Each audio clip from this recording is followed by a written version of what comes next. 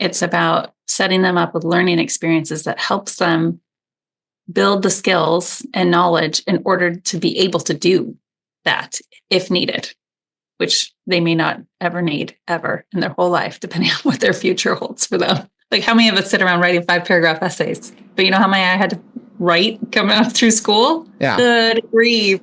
But you still use all of those writing standards every single day, organizing your thoughts, revising your work, right? Producing some kind of content, whether it's email, social media, videos, audio, whatever. You use all that stuff.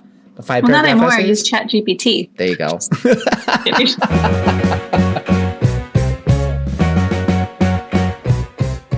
Welcome to TL Does PL, where we get curious about all things teaching and learning. I'm Stefan, an instructional technology coach, here with Andy, a regional math coordinator, and Cari, a regional science coordinator. We're just three educators on a mission to dig into what works, what doesn't, and what we're still figuring out. This podcast is for teachers, coaches, and leaders who want to grow in their professional practice. We don't have all the answers, but we're asking the questions and recording the process. Let's go to work.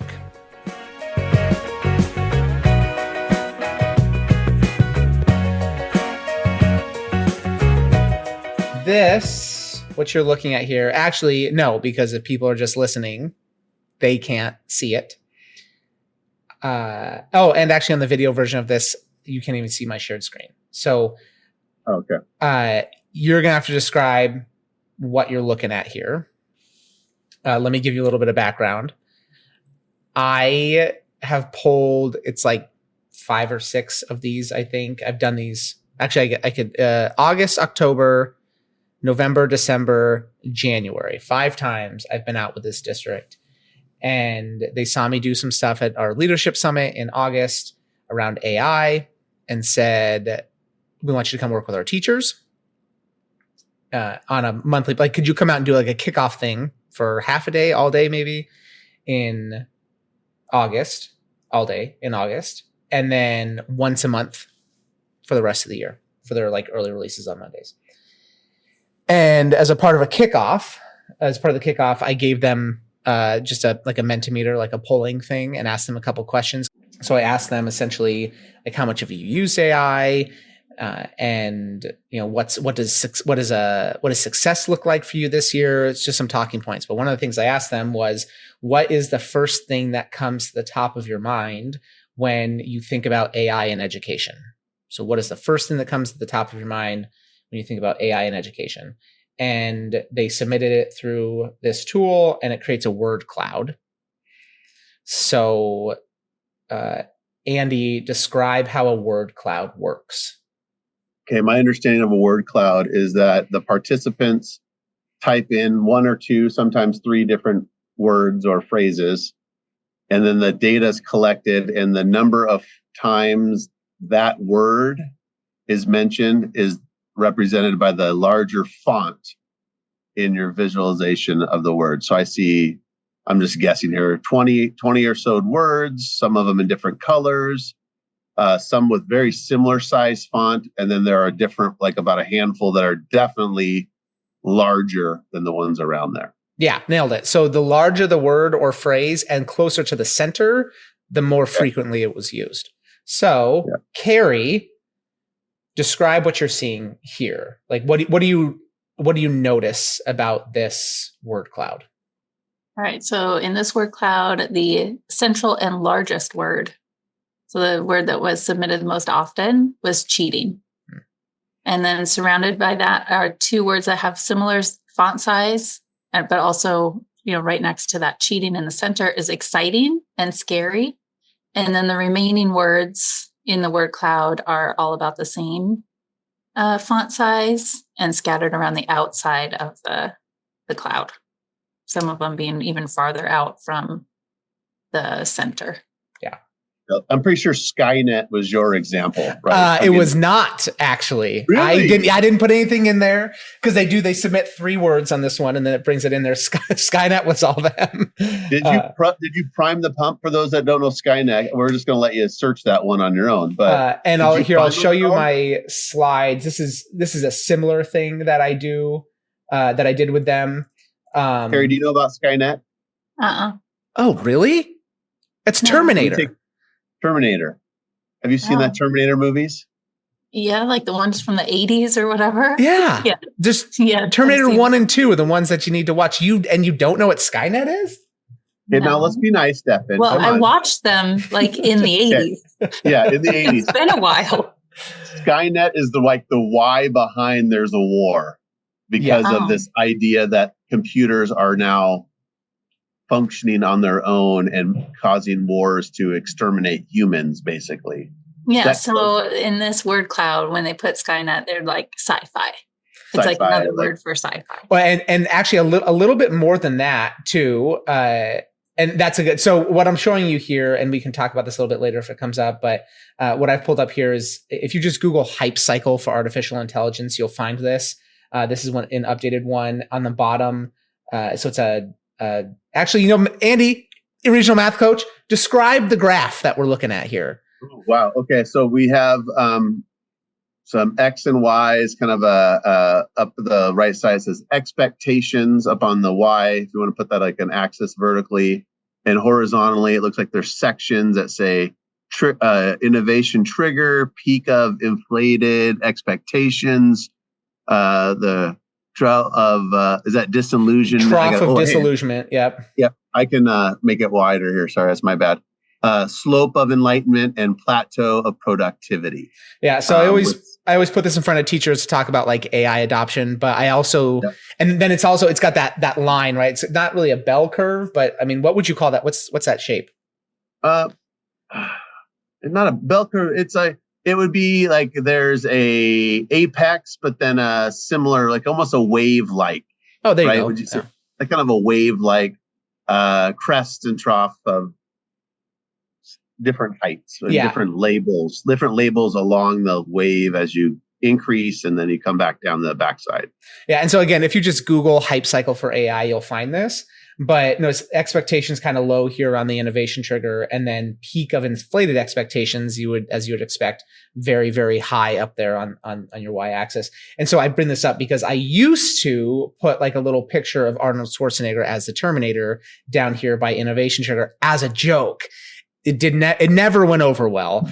Whether or not people were legitimately worried, notice it's on here in Skynet, or just it wasn't funny. And like, shocker, I'm not as funny as I think I am. So this is, I used to put that on there again, kind of as a joke, but also to ease some tension, because people are typically, when you talk about AI, they're like, oh my gosh, and there's some fear around it, which is kind of what we see in this word cloud. You start off with, you've got that academic integrity fear.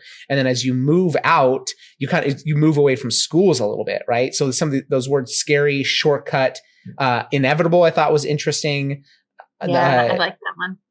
On the left-hand side of this, right? At the top, illiteracy, which I think is interesting, but then job loss and Skynet as you get farther out. And so fewer people saying that, but definitely worries on people's brains. And so where I start off with people when we're talking about AI is this disillusionment, or not disillusionment, that's the opposite, demystifying around AI of like, we're not talking about what people in AI will call AGI, artificial general intelligence, which is what you think of when you think of like Skynet, the Terminator. It's like AI that's really good at a lot of things and can essentially function like a human being. We're talking about artificial specific intelligence. It can do one very, very specific thing, right? So this was the word cloud that I gave them first. This is the word cloud they made first. I went back again in October and asked them the same question. Do a real quick notice and wonder. And if you want me to flip back to the other one to compare, what are some of the similarities and differences you're seeing on this new word cloud? Well, I noticed our central word has changed from cheating to plagiarism, although cheating is right there, but, in the center, just a little bit smaller font. So I guess the ideas have shifted from cheating to plagiarism, which I would argue might be the same. Yeah, or synonyms. Yeah. And they're like, cheating was the largest single word in that original cloud. And now we have 3 words in the center that are the same font size. Plagiarism at the center, and then surrounded by helpful and useful, which, feels more positive than maybe the first word cloud, central words. So this, again, I mean, I was with them for an entire day in August and then didn't see them in September, came back in October and had given them some kind of interim work to be working with. So this was just in terms of a data point, kind of nice that they had put more things in here around like applicable uses, lesson planning, ELL reachable, which I think was interesting. Shortcuts, tools. We went over SAMR quite a bit with them, substitution, augmentation, modification, redefinition. And something that I hit really heavily is that like AI is not going to take your job. Someone who knows how to use AI will take your job. And if you can think about how to leverage this tool appropriately, it can push us farther. But we need to be careful about all those things, right? So, but yeah, plagiarism, cheating, still very, very centralized there. This is November. So notice and wonder. And describe for people who can't see. So is that a month later, did you say? Month give later. or take? Mm-hmm. Almost exactly a month. Looks like cheating is much larger. I would agree. I would say, right? Mm-hmm.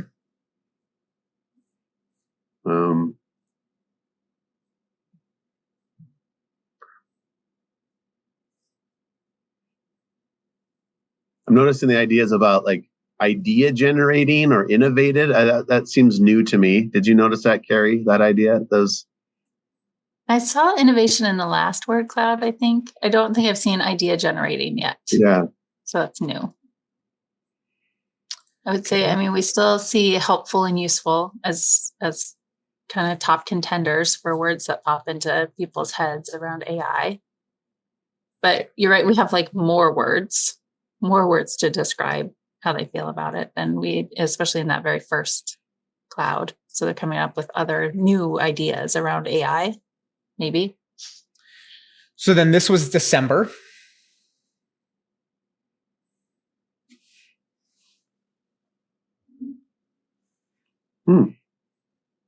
Andy, why'd you say, I said because now helpful is in the middle.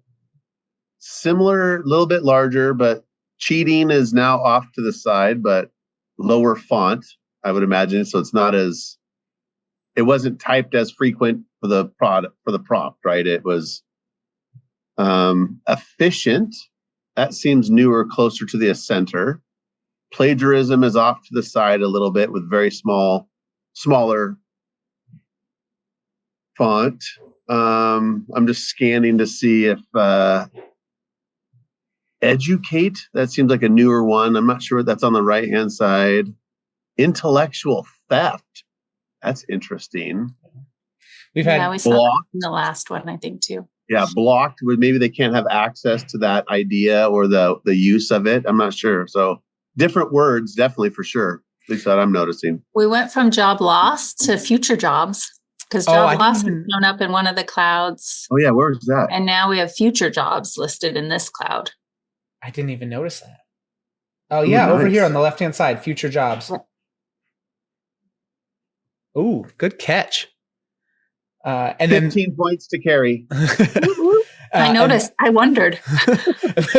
This was January, so last time we were there. And again, notice like helpful, largest in the middle, cheating right down below it, but like almost as big as helpful is tool. I'm not sure if they were calling me a tool or just recognizing this was a tool. But we kind of had this moment in December where it was just this organic, like you see that shift from like their principal. I mean, we just spent, 15, 20 minutes, whatever, talking about the power of having administration in the room while you do PD. Credit to this high school. Their principal and their AP have been there every single time, engaging the whole time. And he pointed out, the principal said, we went from cheating, large and pink in the center there, for the last 3-4 months, and now it's helpful in the middle. And so we could actually see this growth of just like these hour-long sessions monthly, and then the work that they're putting in there to be able to see that shift, which was kind of cool. And it made me think about weirdly like the 100-point grade scale. And I like off the cuff asked them, like, why do you think, like I was like reflecting on like when I went out there in January and I knew I was going to ask this question again, I was kind of interested to see if we like had a little bit of backslide, especially after winter break. And now kids have been back for a week. We didn't, obviously, but it had me thinking about the 100-point grade scale that because one of the things I considered doing at the beginning of the year was just having them answer literally the same question on the same slide. And so the word cloud gets bigger and bigger and bigger. But if we look at the submissions for all these previous months, the first 3-4 months, cheating, plagiarism,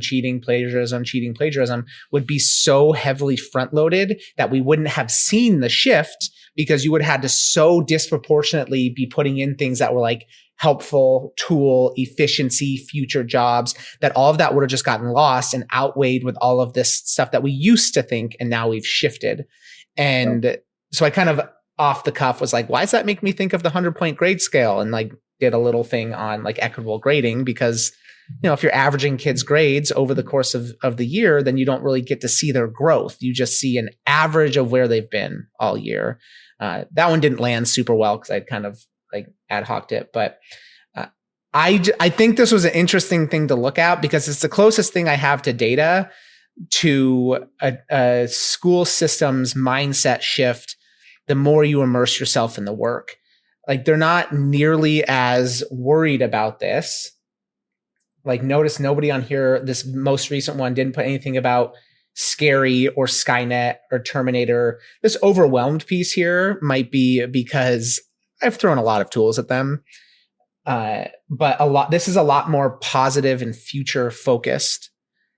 And then if we take this and we compare it to the responses we got for the district that we're going to go out to in about a month, actually, let me ask you. So this is the Google sheet from the feedback form you got for a district that we're going to go out and do. I'm essentially going to do with them in February what I did with this other district in August.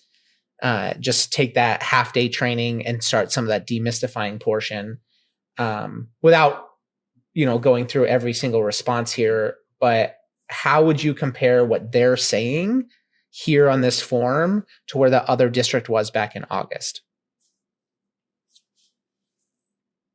Can we take a moment here to look at it? Oh, sorry, go ahead. I was going to say, definitely the question when I think of AI in schools, the first thing that comes to mind, I see cheating in many of the responses, cheating and plagiarism. So if we were to do a word cloud, I wouldn't be surprised if that cheating showed up in the middle, in the center, and larger. I appreciated the question, like its response, it's row 4 on here, or no, sorry, row 3. Like what comes to mind? A lot of questions. They just put questions. Is it ethical? Yeah. Is it really actually learning? Yeah. Like I feel like that's where I am a little bit. It's just questioning. Yeah. I don't think I have a lot of fear. It's more like, well, what does this look like? What do I need to be thinking, or how do I need to be thinking differently? Because AI is here.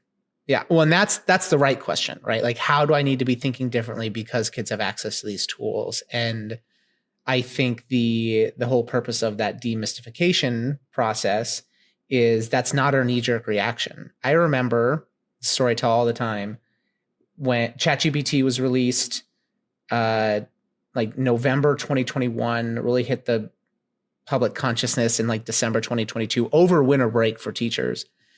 And that my first day back after winter break was in a district up north, and they do like a PD day before the students come. So I'm there on that Monday after winter break, and I hopped on a Zoom meeting with my other ed tech counterparts, and they were like, have you guys seen ChatGPT? This is going to blow everything up. Like, this is crazy. What do we do? And we're all like, we don't know. But then I got off that call early because I had a bunch of English teachers coming into my room for professional development. And they're like, I was like, I don't know. Like, we're talking about how to support multilingual learners. And like, this looks very, very different now. And we haven't had the time to wrap our heads around it. But there's fear in the room first every single time because they're worried about this question, which this person asked. Is there actual learning by using AI? And that's the answer to that question is it depends. Like, it depends. There's always someone in the room who asks it to respond to one of their essay prompts that they give students, and they're never impressed with the answers. And so I say, well, what would you give that essay? They said D, maybe a C. And we say, how many of your kids are going to be okay with that? Like, you can't tell students this puts out C and D work. You can't use it, because some of my kids are going, I'm failing your class. C or D work is a godsend. Like, who cares? You know, it's passing. Yeah. Here's what I did. I took the info from that sheet and just copied and pasted it randomly into Chat GPT, and look, the top 3 I put in the chat. I asked here's my prompt. Let me tell you the prompt first. What themes can you find in the following information? And I just cut all that in there. And even Chat GPT is talking about the ethical concerns in AI in education. It's like that's what it said. But creativity's there. You know, this is the whole survey too, not just in AI. But I do feel like this feels like your first chunk of slides, I guess, for lack of a better term, your word clouds still, right? They're early thinkers about this topic. I think we could. So here's my question, and let's read it off for posterity.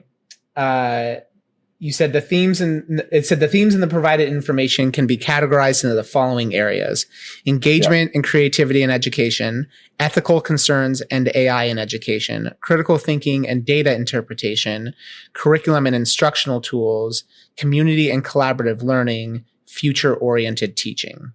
Mm-hmm. You guys are math science, and you know what ChatGPT can do. What types of shifts in teaching or professional development would you encourage teachers to engage in, knowing what this tool can do? Cari first. Then Stefan has to ask the question again, because my dog just ran in here and was like ripping apart this package, and I was completely distracted because I was like, we're recording, get out. So I apologize. I think okay. I get to do this because I didn't well, I can ask it again because I'm not sure how clean of a question it was. Yeah, go ahead. It's essentially what changes in teaching practices, what shifts in teaching practices should teachers engage in, knowing that they have access to ChatGPT and students do as well, and other AI tools? I'm going to start, if that's okay. My first knee jerk when you ask that question is as a teacher. Okay, I'm taking myself as an instructional coach right now, but as a teacher, I feel it's going to help me with some time issues throughout either my day or my weekend or my understanding or whatever in my day-to-day teaching world. I have to think about more like the specifics on that one. In the idea of like taking a lesson or tweaking an idea, like you mentioned already, write a science lesson about a topic. I think that's a little bit input output. Like how do you direct that to be more helpful? But yeah, like I moved to a region, I want to incorporate something in my local community. Here's a thing that's interesting in our area. Here's a job writing, like making those connections, and then see what ideas it could pop up for me to then go forward. That would be my first, as a teacher, lens. Somehow getting time would be helpful. It'd help me with my time. How about you, Cari? What's one of the things that you're thinking about? I guess thinking again, I'll tag what Andy said. If I think about it from back in the classroom, I'm a teacher in the classroom rather than an instructional coach trying to figure out how to support teachers with all of this. I think the first things I would do is kind of grapple with trying to better understand the capabilities of AI so that I could redesign things that I wanted students to learn so that AI wouldn't do all of the thinking for them. Like they would still have to engage in whatever it is that I'm asking them to do and like have to learn. You know what I mean? Like they couldn't just put it in Chat GPT and be done. That there was going to have to be something in my lesson design or, product design or whatever it is, so that kids still had to think. They could use AI. They could go out there and use it, pop something in and turn something into me. But there'd still have to be some critical thinking, some problem solving, something. Yeah, and on the other side too, as an instructional coach, I'm learning how to train my Chat GPT AI account. I don't know if that's the right language. Stefan, please correct me and make fun of me later.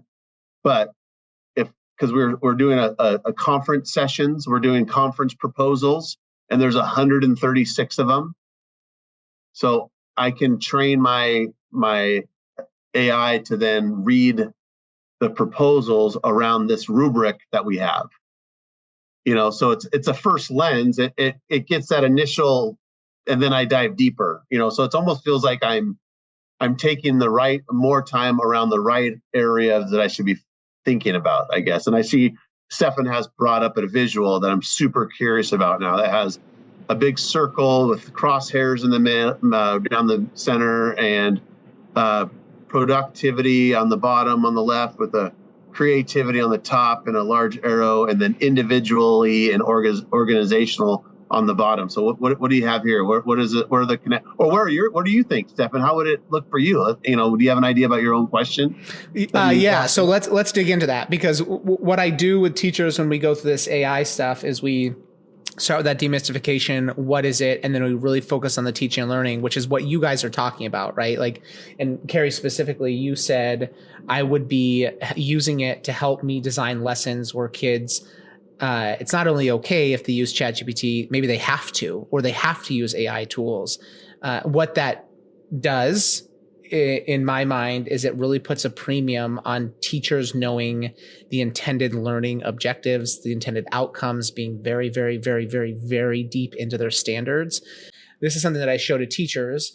You got those 4 quadrants. And if you think of that bottom left as your own, using AI tools for your own personal productivity, efficiency, great place to start. That's why the red X is there, right? Like, how can I use this to save me time? Because teachers don't have a lot of time. And then how can I use this, moving up the quadrant here, but still on the left-hand side, for my own creativity, which is, Cari, what you were talking about, right? Like, how can I use this to give my kids more authentic learning experiences? Andy, you said that as well. Like, I'm in this new area and I need to make connections.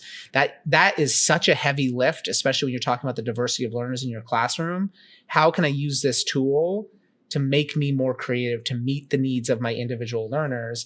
And then this one, as you move to the right side of this quadrant, it's still individual, or it's still productivity and creativity, but you're start talking about organizations. So Andy, I think you hit on that a little bit with the organizational productivity, reviewing submissions for like a conference, like presentation, and you said something really important. It's not replacing my work. It's now just a part of my work, right? Still focusing on that humanism piece there. And so like this can really help. And especially if we can like encourage students to engage in this type of thinking as well. And that's the other big shift in my mind, is that tools like this put a premium on doing learning with students and not at them, involving them in the learning process and making sure they understand and internalize the importance of the learning process, not just the product in front of them. Andy, what do you thinking? Well, thank you for saying that last little bit, because when you described our ideas of how we would use it, I never would think like I was cheating myself or cheating something, right? If I said, hey, help me out with this like getting a lesson, like, you know what I mean? Designing a lesson plan that meets the needs of my kids in my region. That doesn't feel like I'm taking away or cheating or plagiarizing or using a tool that helps me get through submissions that I read, and then I can then, like, doesn't seem like a cheat thing. So that's where I always want to ask the teachers, like, plagiarizing, cheating. So then they have one view of it. Then it's like photocopying, or it's like reading and like the old school of, I'm just going to type in what this quote says and submit it. Like that's plagiarizing and cheating in our world. Are we redefining what that looks like now? Because that doesn't seem like cheating if it's helping me with, connecting with a specific thing that's out there in the internet about, field mice in my region, right? I'm not going to go to But anyway, so don't you think when we see cheating in the responses in this feedback form or in the word clouds, teachers aren't talking about themselves when they use AI to build a lesson plan? I don't think cheating shows up around how they use AI. I think the cheating is they're worried about students. Like specifically, Stefan in row 7, that long response there, the Pandora's box response, where the teacher says middle schooler and high schoolers are going to use the path of least resistance. As are most adults, they did put that little caveat in there. And they feel like students are just I have to write a 5-paragraph essay about, I'll use Andy's example, field mice for my science class or whatever, and then turn that in. I think that's where we see cheating. I don't think they're thinking individually when we see it in the word cloud. And is that what we're trying to get at? Is that cheating? This, yes. And I think the distinction there, like if you take this, what Cari just described is you take this and you use it to replace the entire process. It's not cheating in the sense that it's plagiarism necessarily. And there's some arguments in that as well in terms of where the data is sourced and all that stuff. I'm not super interested in that conversation right now because I'm not knowledgeable about it. I would say it's cheating. And the distinction there is you're cheating yourself out of the learning, right? The reason teachers give, let's keep using the essay example because it's easy. The reason teachers give essays is because, one, we've done it forever. And for a long time, it was the best way to meet all of those writing standards. Organize your thoughts, revise your work, produce content, right? And then it's not easy, but it's simple to grade. It's very laid out, right? And if you have a student who can just substitute all of that work and just remove themselves from that process, yes, they've gotten nothing out of it. I would also argue you are meeting about a third of your learners with those essays. And there's ways we could have been doing this better before ChatGPT. And now it's never been easier. So in that sense, yes, kids still need to write. Kids still need to write essays. We shouldn't take that out of the process altogether. But everything I keep hearing about as of it's January 17th, 2025, with the new ELA standards in Washington, that they're going to prioritize multimodal text, not just like interpreting and consumption, but production. And so like you can meet your writing standards by recording a YouTube video. By doing this, we are meeting every ELA standard right now by revising, by organizing our thoughts, by building on each other's stuff. Kids can be doing this, but think of all the preparation that what we're doing right now took. And it's not just like, we spent 15 minutes of me pulling together resources, but it's a synthesis of our professional experience, of our relationships together around like knowing each other's strengths. There's speaking and listening standards all over that. And that's much more sustainable. And no one's asking us to do this. It's fun. It's fun. And so that's an engaging quality, right? Yeah. And so when I think about that, I went and I pulled up this. This is an activity I did with a district. Because they asked specifically as I was doing my AI stuff, can you do like a writing example or something that could be like translated into the classroom? And so what I did was I took one of my old rubrics from when I was in the classroom. So for better or for worse, this was when my kids wrote essays for expository writing. These were the instructions for their like performance task at the end of the unit.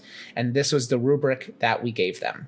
Right? So standard rubric, you've got your categories, ideas, structure, use of language, and then exemplary, proficient, emerging, and complete. We've got points attached to these little criteria under there.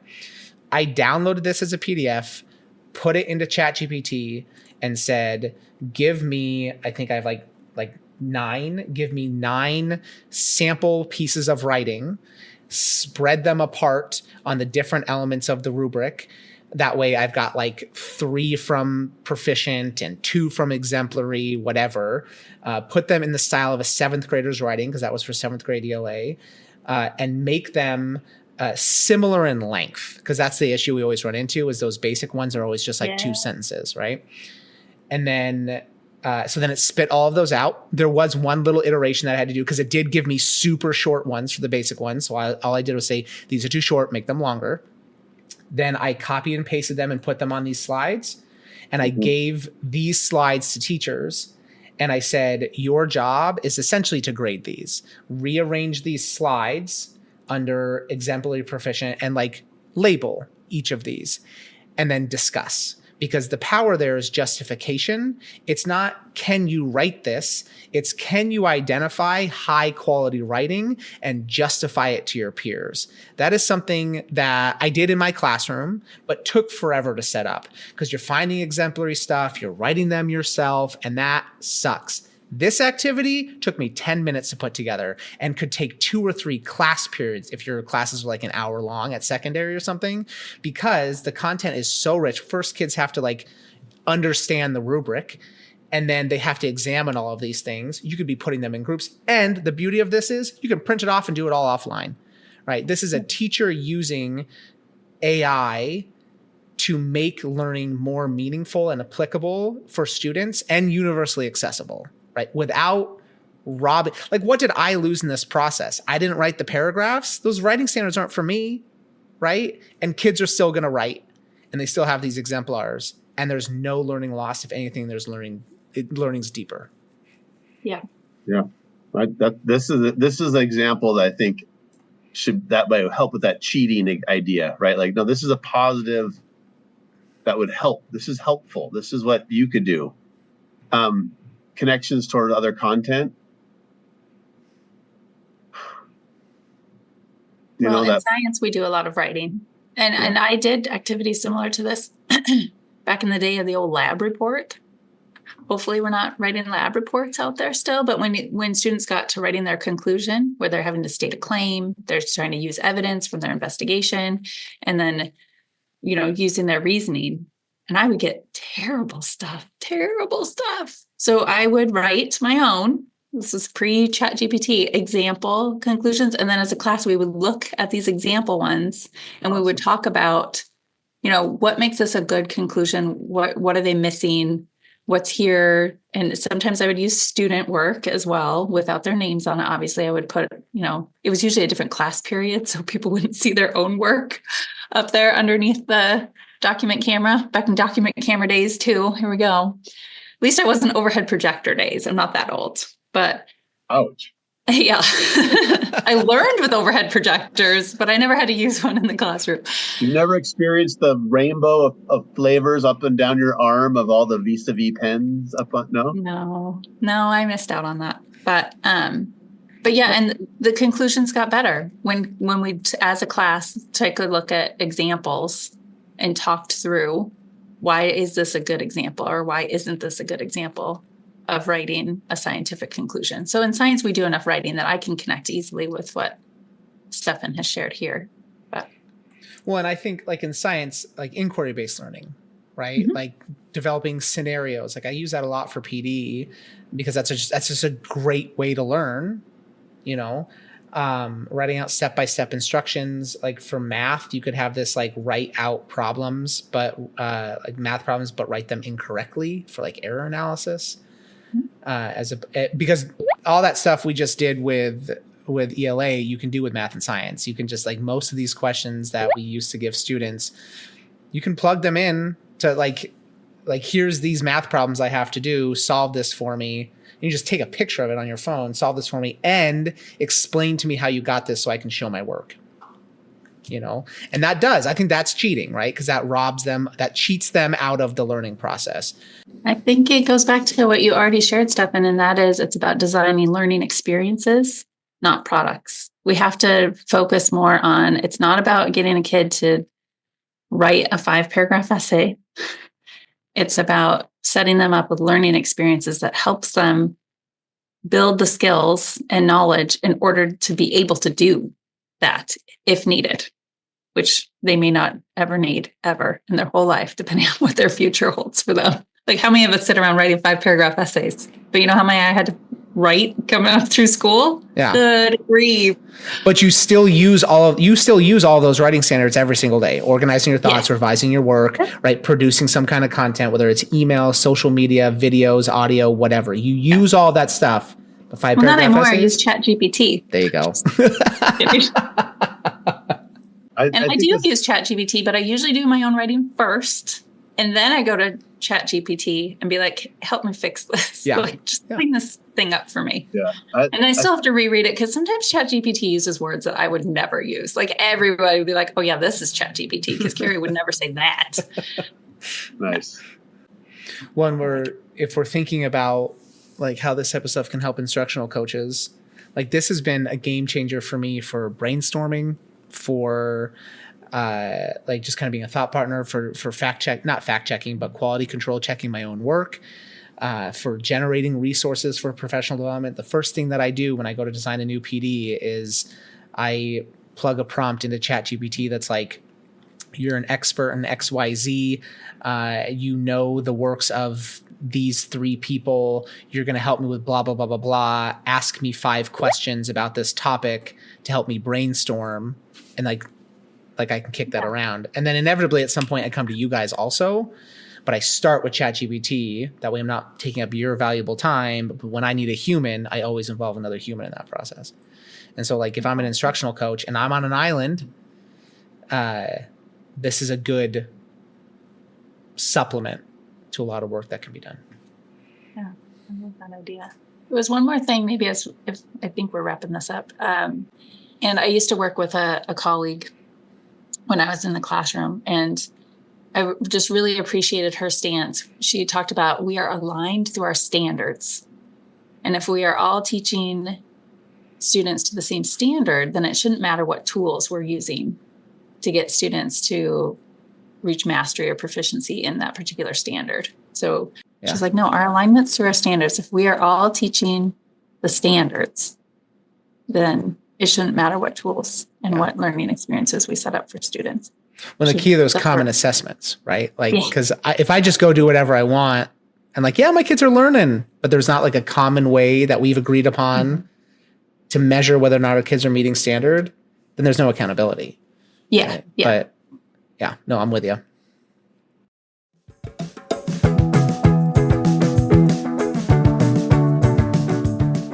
Thanks for learning with us today. If something we said sparked a thought, made you nod, or if something Andy said made you roll your eyes, we'd love to hear about it. Share the episode, tag a colleague, send it to your PLC, or just keep the conversation going in your own team. You can connect with us via the feedback link in the show notes, and we'd love to hear your thoughts, feedback, suggestions for future topics. We're all growing together, and that starts with paying attention to our own practice. Catch you next time on TL Does PL.